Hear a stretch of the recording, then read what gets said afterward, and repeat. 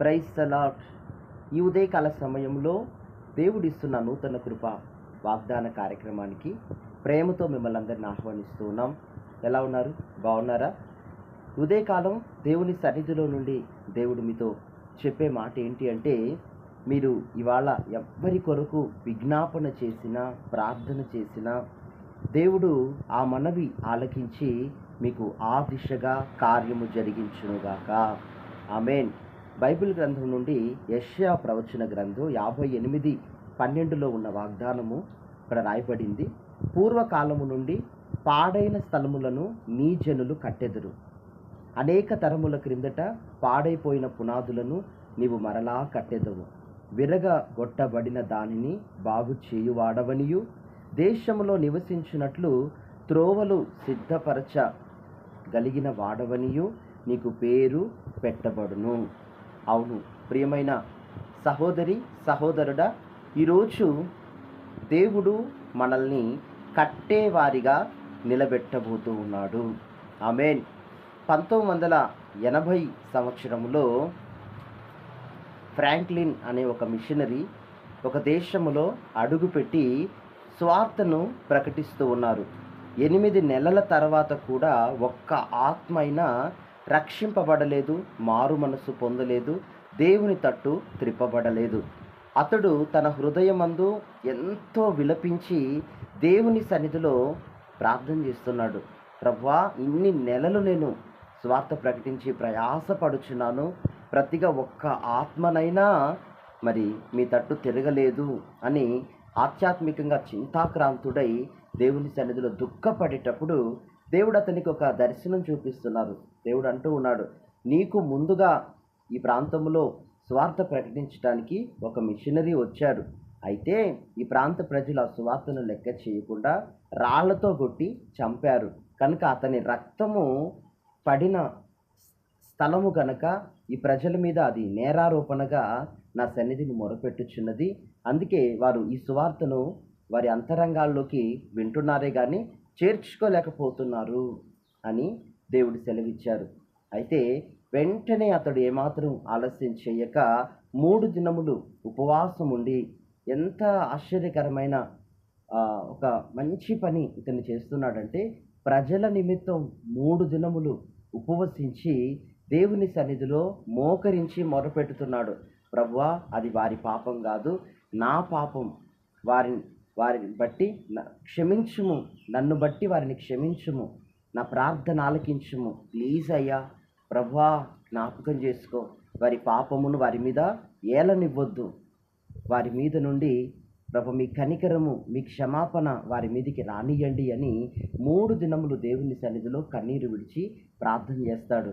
ప్రార్థన ఆలకించిన దేవుడు 9 సంవత్సరముల తర్వాత ఆ ఇండోనేషియా దేశములో సగానికి సగము రక్షణ పొందినట్లు, బాప్తిస్మం పొందినట్లు, సంగమగునట్లు దేవుడు అలాగా ఆ సేవను ఆత్మల పంటగా ఆశీర్వాదకరంగా దేవుడు ఆ దేశాన్ని మారుస్తాడు.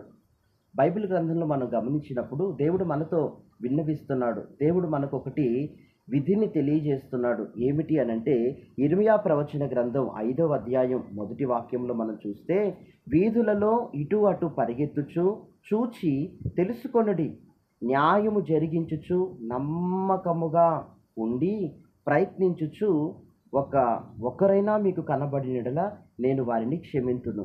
ఒక్కరైనా దేశము కొరకు, సంఘము కొరకు, రాష్ట్రము కొరకు, పాలిటిక్స్ చాలా క్షేమంగా ప్రజల పాలన బాగుండాలి అని ఇలాగా బండ సందులలో నా కొరకు, పట్టణం కొరకు నిలబడి మీలో ఒక్కరైనా నిలబడి ప్రార్థన చేస్తే నేను వారి దోషములను క్షమిస్తాను. ఒకప్పుడు ఇండోనేషియా దేశంలో ఉన్న ప్రజల మీద శాపం ఉంది. వారి హృదయాల్లో భయంకరమైనటువంటి ఇరుకు.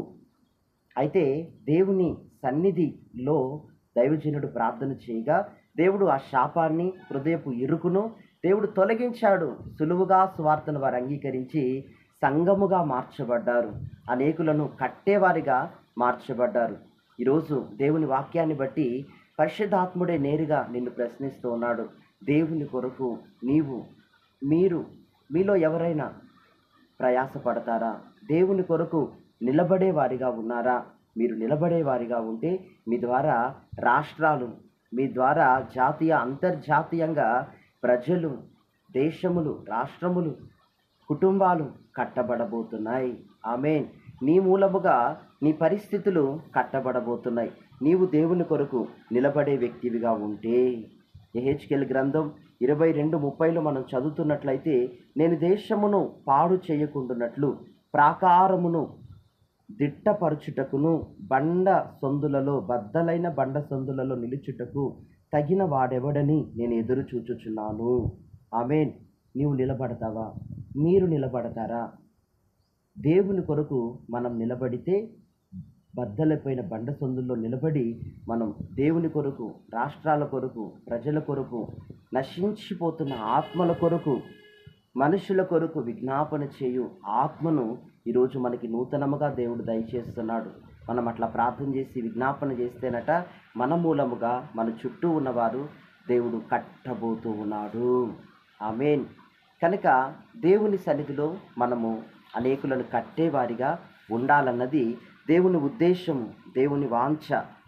నువ్వు ఈరోజు ఎవరి కొరకు, ఏ పట్టణాల కొరకు, ఏ దేశము కొరకు, ఎట్టి ప్రజల కొరకు, నీ భర్త ఇంకా మారు మనసు పొందలేదా? నీ కుటుంబం సహా రక్షణ పొందలేదా? దేవుడు నీ ఇంట్లో లేడా? నిజంగా దేవుని సన్నిధి నీ ఇంట్లో లేదా? నువ్వు దేని కొరకు కనిపెట్టి ప్రార్థన చేసినను అది దేవుడు కట్టబోతున్నాడు, నీ ద్వారా కట్టించబోతున్నాడు. దేవుడు నిన్ను మహిమకరంగా వాడుకోబోతూ ఉన్నాడు.